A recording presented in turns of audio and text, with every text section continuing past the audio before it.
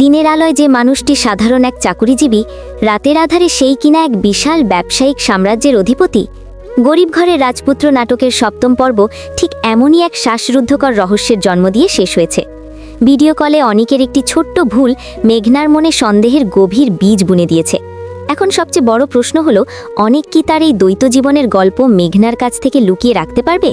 মেঘনাও সহজে হার মানার পাত্রী নয়।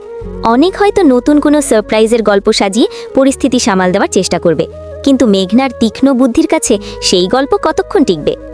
গল্পের মনস্তাত্ত্বিক বিশ্লেষণ বলছে, মেঘনা এবার হয়তো গোপনে অনিকের আসল সত্য খোঁজার মিশনে নামবে, যা নাটকে এক নতুন যাত্রা যোগ করবে। অন্যদিকে শুরু হতে যাচ্ছে রাতুলের ব্যবসায়িক পতনের পালা। যে রাতুল একদিন বেইমানি করে অনিকের কোম্পানি কেড়ে নিয়েছিল, এবার সে নিজের কর্মের ফল পেতে যাচ্ছে।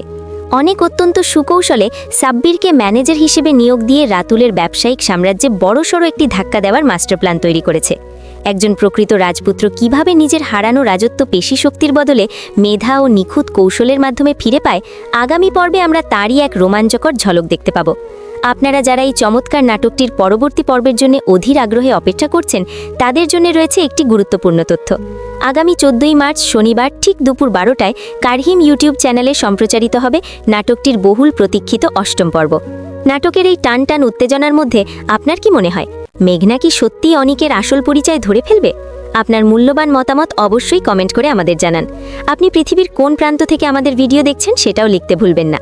নিয়মিত সব নাটকের নিখুঁত বিশ্লেষণ ও আপডেট সবার আগে পেতে ভিডিওটিতে একটি লাইক দিন, চ্যানেলটি সাবস্ক্রাইব করুন এবং পাশে থাকা বেল আইকনটি বাজিয়ে দিন। সবাই ভালো থাকবেন, সুস্থ থাকবেন। ধন্যবাদ।